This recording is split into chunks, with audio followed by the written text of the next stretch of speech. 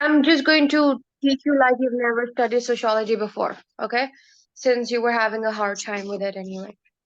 So, Pardon? um, so I said I'm going to start like from scratch, like you've never done That's fine. sociology before. Yeah. Okay? Okay. Um, let's begin from the definition of sociology. So, what do we know about the definition of the of sociology, of the word sociology? What is it about? What did the sociologists say? When did it come into being? Any idea? Yeah, sure. Sociology is the science of society. It Hmm. basically sees how individuals behave when they come together in groups. Okay. Science of society. What do you think when we say the phrase science of society? That's like a typical bookish phrase that defines sociology. But when we say science of society, what is the science that we're actually looking at? When we say we're looking at the science of society, what are the things that we're looking at? Um, you said how individuals come together in a society. Yes. Okay. So, like you said, yes, how individuals come together in a society and how they behave in a society.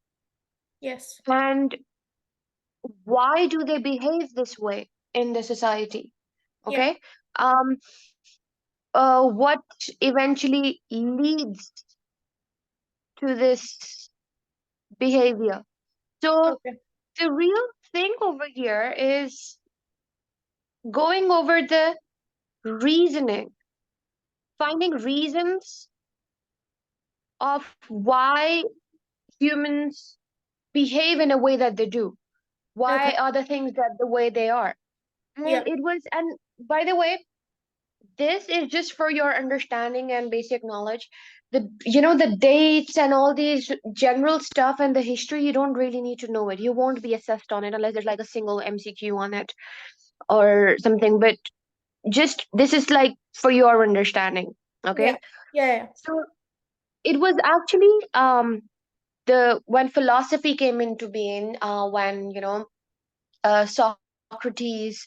Um, Socrates actually was the first person to really believe into reasoning, and Plato was Socrates' student, and Socrates was, he was, um, do you know about the ancient Greeks? Yeah. A little bit. I don't know Yeah. that much. No. Okay. So the whole idea of education came from the ancient Greeks. Okay. And the first ever school that was made in the world was in Greece, and it's still there, called the Lyceum. I think that's how you spell it. And this was made because Socrates, now the ancient Greeks, they believed in multiple gods. When Socrates, he came in, he started questioning people. He started because the ancient Greeks believed that there was a god for every god had their own job. So everything that was going around in the world was done by one particular god. So there was a god of rain, there was a god of sun, there was a god of plants, there was a god of everything, mountains and whatnot. So Socrates started questioning people, and he led people to believe in deductive reasoning. Okay. He had this his probing method, that whenever I ask you people questions, I don't when you are not able to answer the question, I don't give you the answer. I get that answer out of you, giving you hints and walking you towards that actual answer. That's what Socrates did. He took the answer out of people. That was his probing method of questioning. He encouraged deductive reasoning because he believed that in it was in the answers were within the human. We unconsciously have answers to all questions, and that's what his perspective was, and he pulled out the answers of people. Now, because of all this, and he in the end started saying that there is only one god and there's not multiple gods, and that is the reason why the ancient Greeks, they killed him. He was actually in court. There was an entire case, and then they told him he had to drink this poison, and then he was forced to die. He Okay. believed that there were more gods or one No, god? he believed that there was one god, but the ancient Greeks believed in multiple gods. Okay, got it. Yeah. And he was actually the richer people in the ancient Greeks, they were saying that, Socrates is poisoning our children's minds and thoughts. And he's making our, if anybody comes to a Muslim state and starts going against and starts questioning and saying that, starts to revolutionize the entire country and tell them that there is no one god and there's multiple gods, the Muslims will overthrow the system, right? They will get rid of the guy that's saying that, you know, no, you're trying to brainwash our children and this is our religious belief. That's what the ancient Greeks did to Socrates, because Socrates was, according to the Greeks, poisoning the children's mind, the young people's mind. And these were rich, influential people whose children he was influencing their minds and making them believe that there is one God and encouraging deductive reasoning. Find the reasons, find the answers. He used to tell them, find out the reasons why the way things are, right? And he was, he was there was an entire court scene, there was an entire trial of Socrates. And Plato was one of those people, one of those students who was influenced by Socrates. And he wrote an entire book on trial of Socrates because he sat through the entire trial.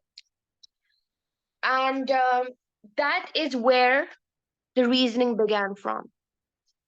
It was Plato and this other guy, I can't recall his name, where it began from. And then, later he became the teacher to Alexander the Great. And then came the real guy who brought in sociology, the Auguste Comte guy. Heard of him? Yes. Yeah. Yeah. He is known as the father of sociology, right? Yes. Okay. So everything that I just told you is for your own knowledge. You don't need to know all this, Sure. or Yeah. you won't be assessed on all this. But what I think it was important for you to know is where it actually came from. Yeah. So Understood. it all began from Socrates, and there were more philosophers before them, a lot of them. And when you study philosophy, if you ever study philosophy, it will blow your mind. It Yeah. really changes people's perspective. Definitely. Yeah, I know you're right. Okay, so that's where sociology came into being. Okay, Yeah. so Um, so he was the first person to use the term sociology, and he believed that sociology, in his perspective, sociology was truly a science. It was just like, physics, chem, bio, and Yeah. everything. So it was Yeah. as valuable and as important as that. Okay, Yeah. so we could simply define and say that sociology is the study of society in which we live in, and it examines how we are influenced, how it shapes our thoughts, Okay. and yeah, by being members of the society and organizations. Okay. All right. All the basic definitions and everything, it's all in the notes, and even the key term boxes next to your in your textbook are Yes. your definitions. So I won't write the definitions for you. Sure. Okay. Yeah. Are we clear so far? Yes. Yes. Okay. Now, we talked about conflict versus consensus the other day. Yes. Okay, so we'll go a little bit deeper now. Sure. I'm just going to go over a little bit more revision.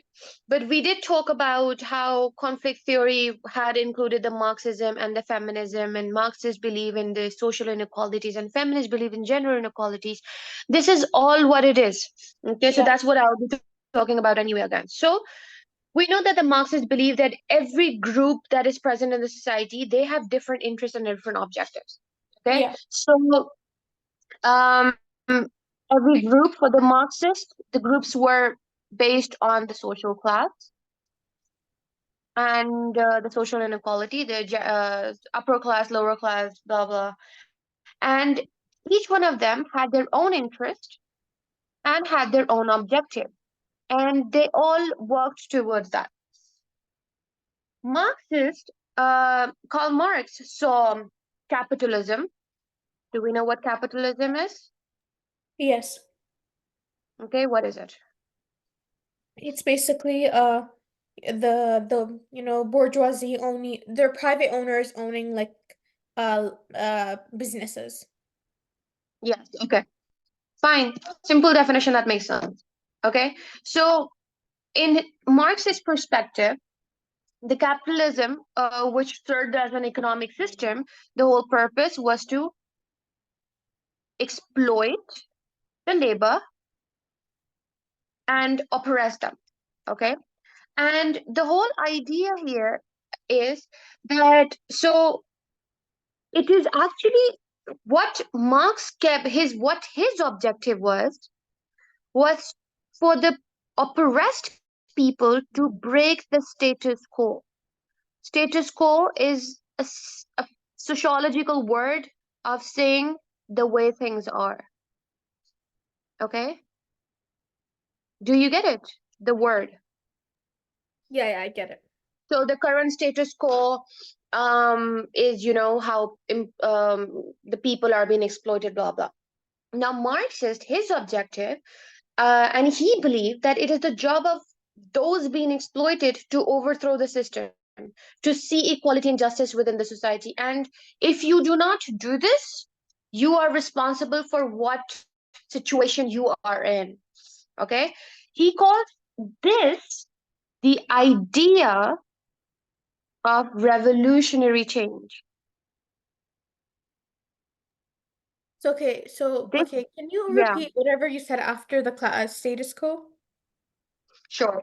So the status quo is the way things are, okay? So Yeah. how the lower class, the proletariat are being exploited by the bourgeoisie, the way the society is running today. So status quo is a sociological term of saying the way things are, Yeah, okay? got You it. know how Yeah. we have different terms in business studies? That's a sociological term that means the way things are, Yeah, I okay? understand.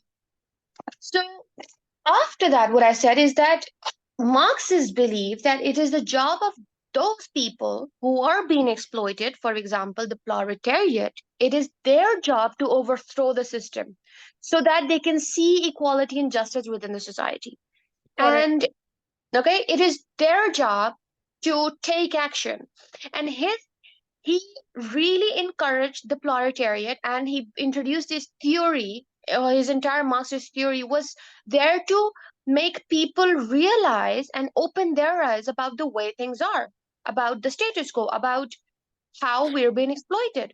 I Yeah. mean, until I studied sociology in A levels, I never saw the way these things were, I didn't see, looking at how the world is exploiting, the rich is getting richer, the poor is getting, I was in my own world bubble of unawareness. I mean, I might be, it might sound dumb, but as aware as I am today about, so the whole idea, if people study the Marxist theory, that's when they started to realize that if you that there is a system and the rich is getting richer and the poor is getting poorer, Yeah. right? Yeah. So he introduced and he it was his idea, his theory, his which was called the idea of revolutionary change, Yeah. where he talked about that there must be a revolution where the masses must take action and create an entire social movement where they can overthrow the the rich, the bourgeoisie, and Yeah. the way they are exploiting. And if we do not do that, we are going to be exploited till the end. Okay, Yeah. so it is clear that those who are in power, it is very unlikely. You know that the rich, the people who are sitting up at the top in power, they're not going to get out of their seats voluntarily. Yeah. So it is the job of the proletariat to get up and overthrow the system. Okay, yeah, To got it. so societies have rather become more democratic now. If we talk about today, they are not. capitalist society, because before there was no voting system. When Marxist brought in his theory, there was no such thing as voting. It was just a group of people, the rich people, who decided who's going to be the governor, or who's going to govern, and who's going to be the leader. And they decided that. And so the rich were deciding who is going to get richer and who is going to lead the way. Yeah. But now the societies have become a lot more democratic. That is obviously because people did become aware after Marx, mentioned all this. Yeah. Okay. Um, Again, we know that the feminist theory is about Yeah. inequality of women and all that. So, if you develop a mass and angel, yeah, I think I've covered everything. Okay. Then comes your consensus theory, Yeah. which we talked about Durkheim and Parsons. I think I talked in great detail about Durkheim and Parsons last class about the human function, Yeah. organic analogy, and the shared values. So I'll revise it again briefly. Tell me if you don't understand, I'll go in further detail. Okay. So we know that both Durkheim and Parsons, they developed the functionalist idea, and they did this in the early 20th century. And Durkheim talked about the organic analogy. He talked about how every human body has its own function, and they're all linked together. So if we pull out the heart from the body, the other parts, because it is the veins that pump the blood, right? So every organ is related and linked to each other. If one Yeah. stops working, the entire body stops working. Yeah. So Durkheim talked about, he compared the human body to the society, and he talked about how that the society and it's all the forms of the society are interrelated. And Yes.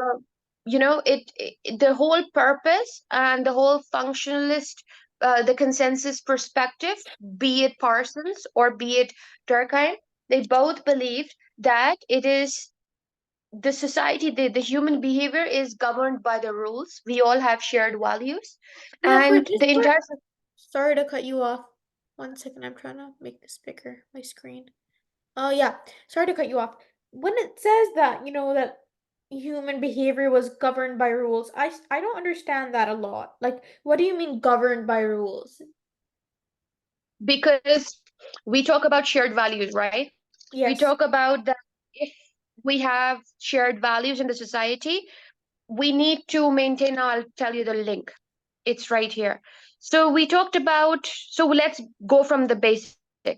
We say that every function is dependent on each other, Yes.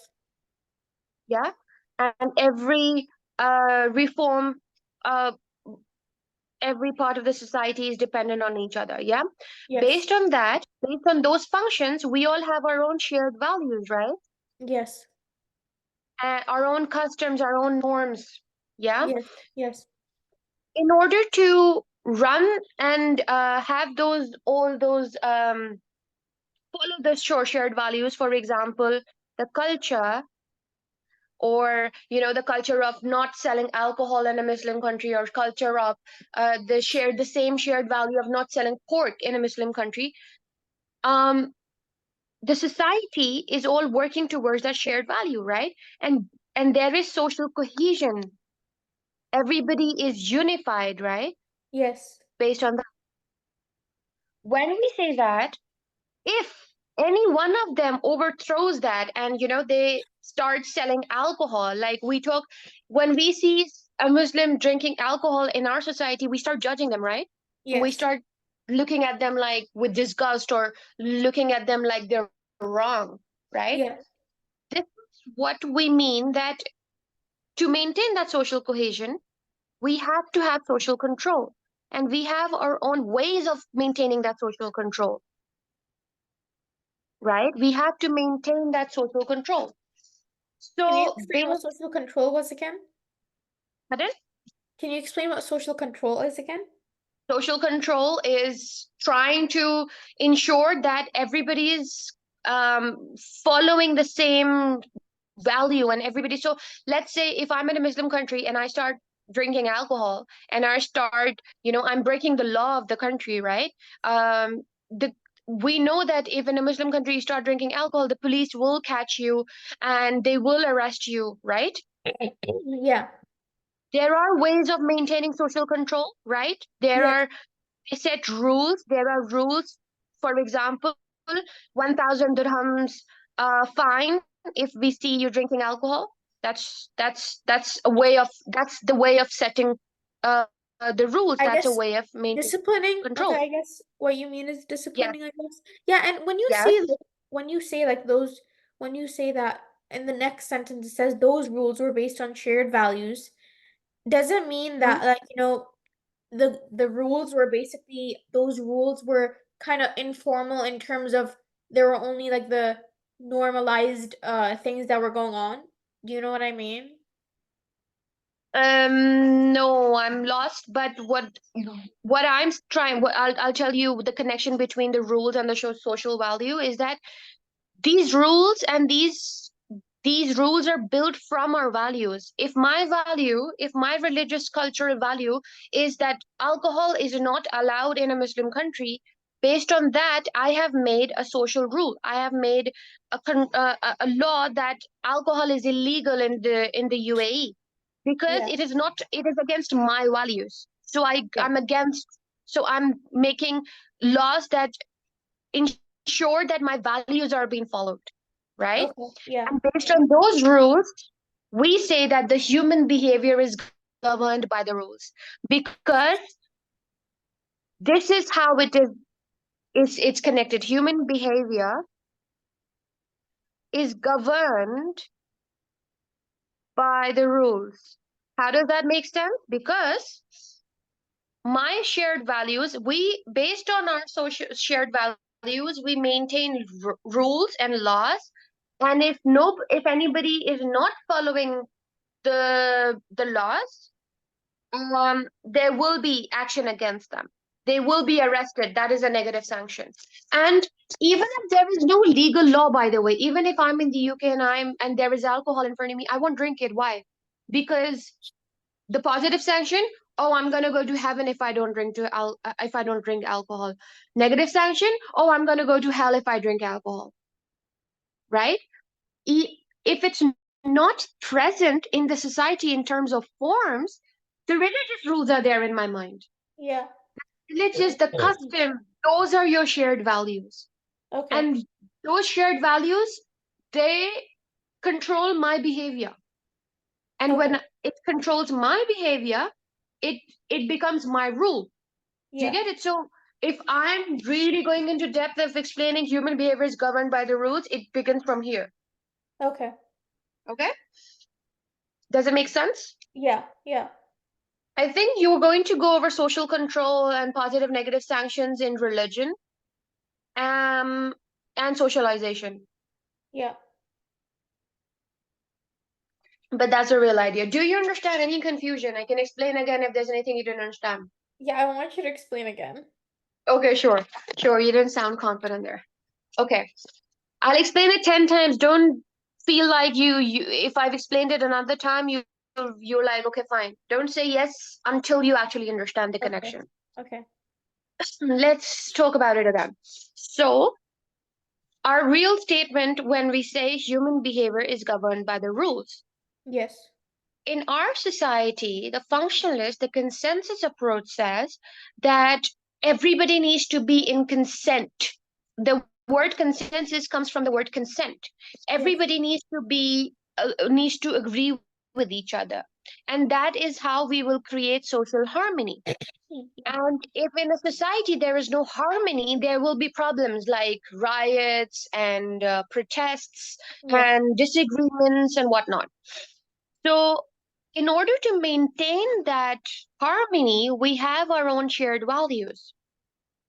Now, our shared values, let's say our shared values are built through different things, through our culture, through our norms, through our religion, through the customs, right? Um, these are the things that make our shared values, right? If you're in the UK right now, at this point, everybody knows December Christmas, what is their custom? Have turkey on Thanksgiving, have a Christmas turkey, have a Christmas tree in the house, have Christmas decorations. This is their shared value, right? Yes. Now, these are the things that make our shared values. Are we clear on that? Yeah, got it. Now, these shared values create the unity among people, right? Oh, what did you get for Christmas? Oh, what did you do for your Christmas decorations? Oh, did you decorate the Christmas tree? Everybody is in harmony. You go to Poundland and you'll get a set of Christmas cards. You'll give it out to everybody in class. This is social cohesion. Everybody's working together in harmony like a community. Yeah. Yeah. Yeah. Now, in order to maintain this social cohesion, now this is a positive thing. Again, we talk about alcohol again in a Muslim country, or let's talk about selling pork in a Muslim country, selling ham in a Muslim country. That's where that's where there is no social cohesion. That's where there is the problem. That's where the conflict arises, right? In Yes. order to maintain that social cohesion in a society, there are different methods that the government, you could say the government, the religion adopts to maintain social control. The Okay. different ways of maintaining social control, there are different sources of maintaining social control. Your family, the Yeah. first time your family catches you smoking, they will feel disgusted. Your mom will snatch it from she's going to get angry, she's going to ground you, she's going to lock you in the house, she's going to get super angry. That is out Yeah. of the way. You were out of control. You left your family, blah, blah. Your school is a source of social control. If you are in class and you're bunking class, you're skipping your class, and your teacher is going to give you detention, right? That's a Yeah. way of social control, right? So, school, these are your informal sources of social control. Then comes the real ways of controlling the society. If we see anybody who is not in cohesion and who's not following the laws which were based on the shared values, we always establish our laws based on the shared values. Um, do not attack a woman. That's a shared value, right? We Yeah. don't want to be, we don't want to attack women or, so and so. It is a fact that the laws of the society are based on the values. Um, I don't know. I think in the UAE, isn't wearing an abaya mandatory for everybody? No. It's not. Okay. But when you go when you go to Makkah and Medina for your for Umrah, for that you have to wear an abaya, right? Yes. Yes. That's a shared value. And if you don't wear it, there will be action against you. There will be police, or they will fine you, or they will whatever you, right? So Yes. based on the shared values, you build those laws. And if you do not follow those laws, there will be action against you. Social control could also be religion. But a major source of social control is your government, police, army, the law enforcement. Okay? Okay, got it. Yeah. Yeah. So in order to maintain that social control, there are two things: positive sanctions and negative sanctions. Yeah. If you do well in school, you get a golden star. That's a positive sanction in order Yeah. to encourage good behavior. If you are skipping classes and you're not doing well in school, your teacher is going to give you detention. That is a negative sanction in order to make you realize that you've done bad, Yeah. that you've done wrong, and that your behavior is not acceptable. It is not acceptable in the society. It's not following our shared value. Yeah. In a school, the shared values are to attend classes, be punctual, wear uniform. What if you walked into school on a regular day without school uniform? They will not accept you in Yeah. school, right? Yeah. The shared value in school is to come to school with a clean and neat uniform. You will get told off if you don't. So that is a way of social control. So you, these shared values are what build these rules. And hence, you have to, us humans, our behavior the way we are is built upon, our behavior is built on our shared values. The way um I offer my prayers, that's my shared value. My religion made me that, gave me that value. Or on Eid, I know that I have to dress up and I have to apply henna and I have to look all good and all dress up and everything. That's my shared value, and it is Yeah. also influencing my behavior. So same goes for a Christian guy. What is their shared value? Call everybody for Christmas dinner, decorate your Christmas tree, get Christmas stockings, or get your those Christmas presents and give that to each other. My behavior is influenced by that value, right? Yeah.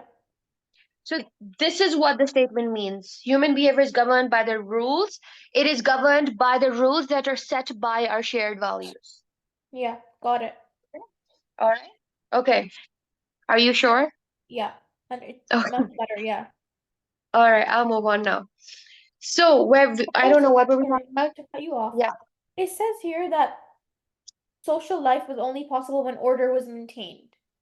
Mm-hmm. Does it mean that when people are in a consensus agreement, when people are getting along, that's only when social life can, be be available, or be accessible, or does it mean what I just said? Um, Give me a single line statement. What are you saying? Okay, it says here that those rules were based on shared values. We sorted that out, okay? And then it says, and social life was only possible when order was maintained. Mm-hmm. So does it mean, Because yeah, go ahead. I'll tell you what it means. Okay. Social life is only possible when order is maintained, because if the society is in harmony, now Yes. you think about that. Think about Gaza right now. Yes. Is the country in harmony right now? There is no social cohesion, there is no social order, there is no social control, Yeah. and there is disagreements, there is social conflict, and Yeah. that's why there is no life. You Yeah. can't have a society if the society is not in consensus, if the society is not in order. And that's what the functionalists are saying, that in order to, that is what their perspective is, right? They say that shared values, everybody needs to, that's what they said, that every function of the society needs to work in the right order. There is a conflict between the governments or the militaries and all that, between the Jews and the people of Gaza, right? That is where that's a political conflict. Yes. Okay. And that conflict has led to a functional a dysfunctional society, a disorder in the society. And Yeah. that's what the statement means, that you can only have a society running when everything is in order. Yeah. You can think about the government in Pakistan and how there's been, I don't know if you're aware of it, but the because I'm not great at politics, but that's one politics that's always highlighting in my face, that there's disagreements between the governors and the ex prime minister and all that, and one of them is in jail and the other one is run away. Another one is in the UK. That's all social conflict, and because of that, now there's a political conflict, and because of that, the economy is crashed. Yeah. Okay. And We so Yeah. because of conflict, because of disagreement, social life, people can't socialize well, or people can't communicate well. Does it mean that? This is not the social media social, but this is No, the I know social as that, in like the communication, talking, and everything. not just talking, but the regular life, the Okay. society, the running of Yeah. the society. Yeah. Okay. Yeah. This social is not just the verbal or communication social, but it's also the social that includes the entire society, the way it's running, their regular day-to-day life. Okay. Got it. Okay. Okay. Anything else? No. Okay, now I have forgotten where I was. I think I was talking about the functionalist and the social order. Yes. So we talked about the entire society. In order to run in harmony, it should have one common goal, and that goal should always be to maintain social order. Okay. Okay. Yeah. Um, and for functionalists, that the society works in everybody's benefit. Okay. Now we have to, now for example, now if we talk about the other theorists after the 19th century, uh, these ideas of functionalists, they were challenged by other theorists, the neo-Marxists, the new right. um, they started challenging, and they said that the society and the way the entire society and social behavior, the changes that are happening in the society is unpredictable. Nobody knew about, nobody even predicted Brexit. Nobody thought that the UK will fall apart from Europe. It was an unpredictable thing. Nobody saw it coming, Yeah. right? Hmm. So, yeah, these are your Marxism and functionalism, conflict and consensus. Then comes your feminism theory, which was, I think, a pretty simple one, that which was a theory that they developed, and they believe that, and it was mostly developed by women, that describes that the society has an unequal relationship between men and women, and that is what keeps them in a state of conflict. And the whole society is organized in such a way that the power is in the hands of men. Okay. Yeah. And this system is called the patriarchal system. So patriarchy, excuse my spelling if it's wrong. Autocorrect has spoilt me. So feminism believed that the society was rather more patriarchal because the power is in the hands of men. They take the major decisions, and they're the whole purpose of the feminists and the feminism theory is to expose these men up as to how they are exploiting women, and how this patriarchy is having an influence and effect on women. Understood? Yes. Yeah. Then comes Weber. Okay, I'm just giving you an idea of all the theorists. And when we study education, we study crime and deviance, we study family, their theories will be based on these ideas only. So it's better you go over it now than them. So Weberianism. So whatever spelling. Okay. Now Max Weber, he describes the society in a state of conflicts. He agrees with Karl Marx, and is just a slightly developed version of that. He believed that the society it's in a state of conflict because of status.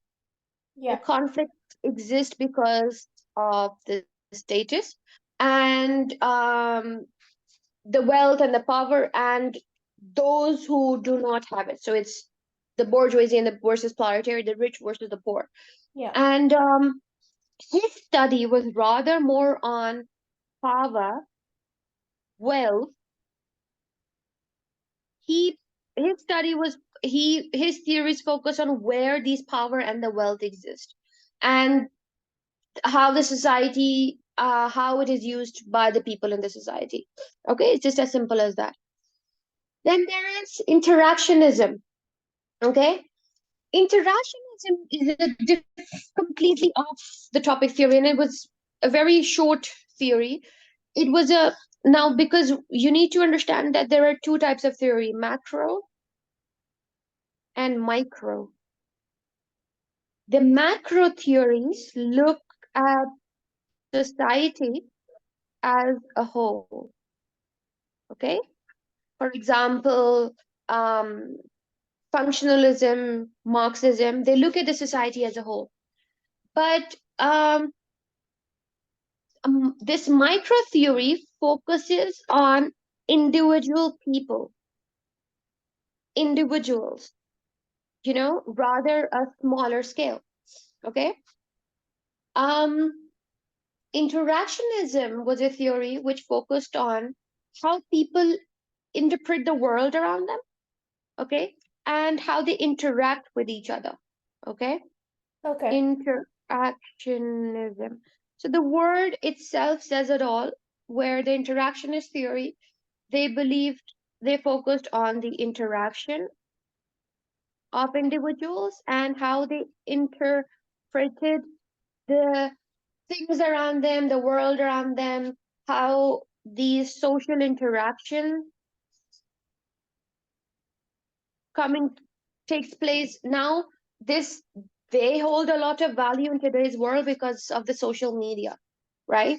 Because Yeah. people interact more.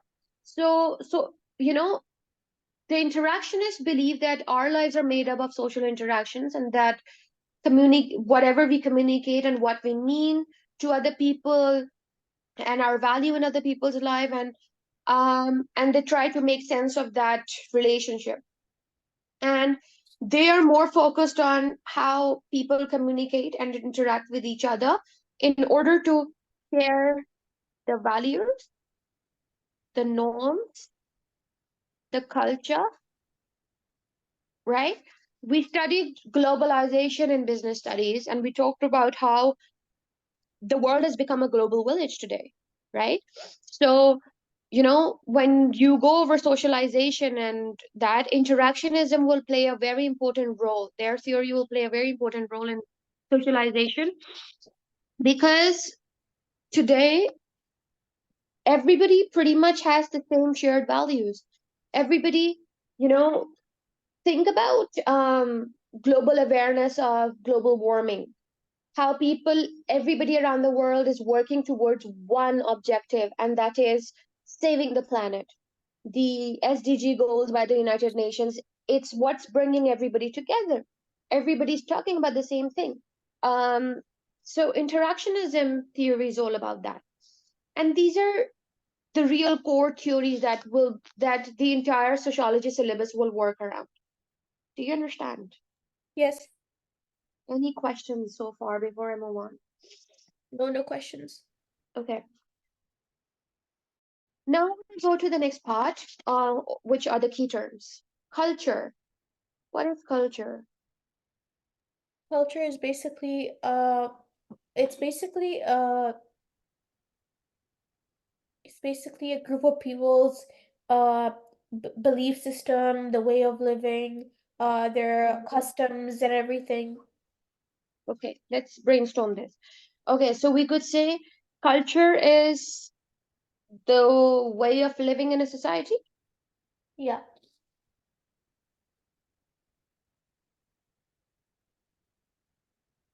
And what makes the culture? The customs and beliefs, Okay, the customs, the belief. the traditions, Okay, yeah, the traditions, like what they do, I guess, I don't know what they call it. rituals, I guess, yeah, rituals. the language. Your language really makes your culture, right? Makes you Yes. different. And the And way you express, yeah, we know that the French are very expressive, the Germans aren't. They yeah, have a very different culture. Remember we talked about was it Walmart? yeah, And the Germans did not like to smile, and Walmart did not adapt to that culture, and they made the German smile, and it was very yeah, awkward, and they were kicked out of that. Was because the Walmart did not adapt to the culture. So they tried to impose the culture. Think about the history. If you look at you go to Greece, there's an entire ancient Greeks history. You go Turkey. I think Turkey is a very cultural country with all the Ottoman Empire, and it's all surrounded by those mosques and those palaces. Sri Lanka is full of temples. It's what makes the country.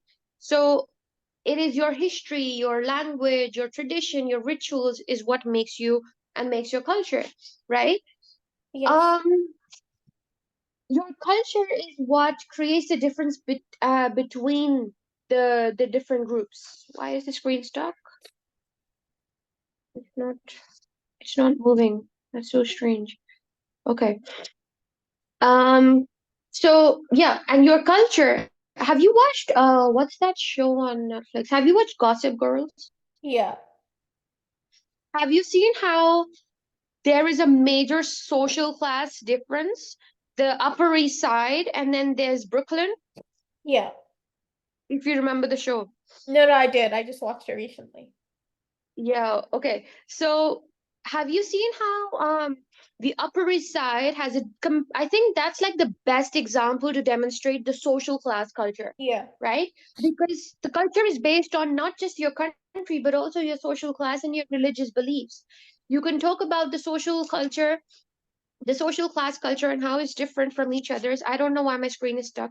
I'm just going to restart this thing. But we talk about this as in we see how in the upper class there's balls and then these events and then there's Blair who has her annual sleepovers and then they have their charity galas and they have their auctions. They have a completely different culture. Yeah. But in the Brooklyn where Dan lives, they live in a loft. They have a very simple lifestyle. They eat pancakes and waffles for breakfast. However, if you go back to where Blair and what Blake Lively where they live is like they have fancy breakfast, the table is full and whatnot. And all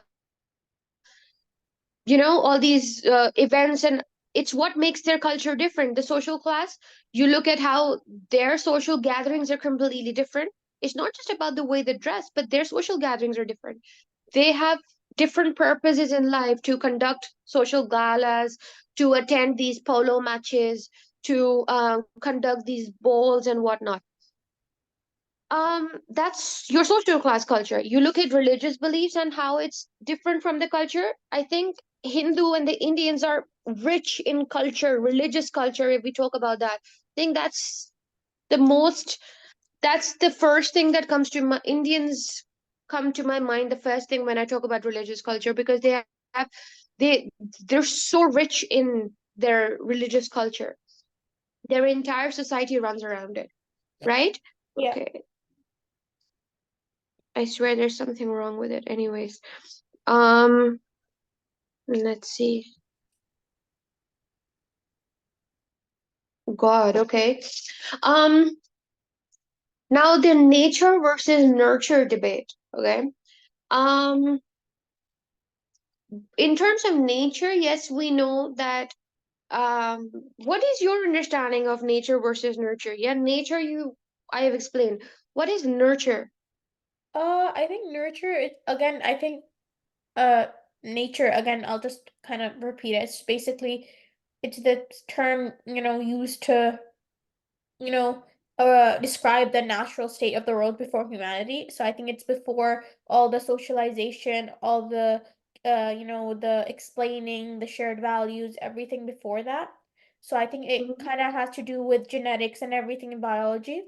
But nurture mhm. is something, it's the complete opposite. It's basically, I guess, the state of the world after humanity. So after socialization, after social order, after shared values, after all that. Very good. Very well explained. I thought you said you were finding sociology difficult. It You is know it all. difficult. So you know it all. I think you just need your self-confidence. I guess, yeah. Yeah. But yeah, you're very right. Nature is about how the scientific way of doing things, the biological aspect, in terms of um when we are born, our looks, our hair, our appearances, right? Uh, Yes. when what we inherit from our parents when we're born, the physical characteristics, the eye color, the facial features, whatever. However, nurture is how the society shapes us, right? Yeah. It's about what we become, right? The the influences of parental style, the educational experiences, the culture as well. It's what nurture is all about, what we become, right? As it says that sociologists do not believe that human behavior is innate. It's not something we're born with. Our behavior is what um it becomes when what we adapt through socialization. Okay, what are our sources of socialization? Primary would be your parents, your Mm-hmm. family, and Mm-hmm. secondary could be like school, could be peer groups, could be social media. Um, but yeah, those are the only Yeah, ones that I'm aware of. absolutely. 100%. So, and these sources of socialization are what makes us. It's what, oh, I had clicked on this lock thing, that's why I wasn't moving. Okay. So it's these sources of socialization is what nurtures us, right? Yes. Um, it could be that both children, let's assume, um, twins are born to the same parents, but the one aunt takes away one of the twins and she adopts that child, and they're both the twins will turn out different. Maybe the aunt takes one of them to the US and then one of them is in maybe in France. Completely different natures, right? Yeah. Completely different people, because the way you are socialized, the way you are brought up, the way you are, it's what makes you. So your behavior, when we say the statement sociologists do not believe that human behavior is innate, it means that we're not born with it. We are, it's built as time goes on, and it doesn't have to be family, but it can be friends, it could be your life experiences, it could be your work experiences.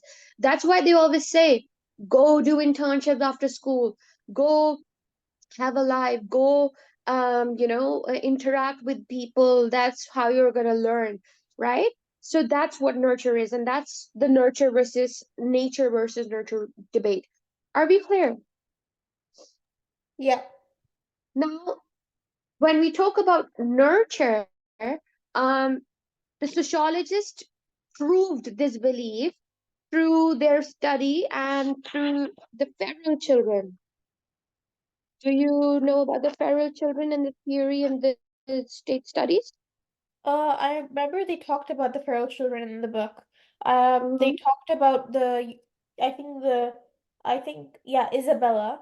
Mm-hmm. Her mother was deaf, and yeah, her mother was deaf, and Mm-hmm. her mother was deaf and mute, and she was isolated in her room and everything.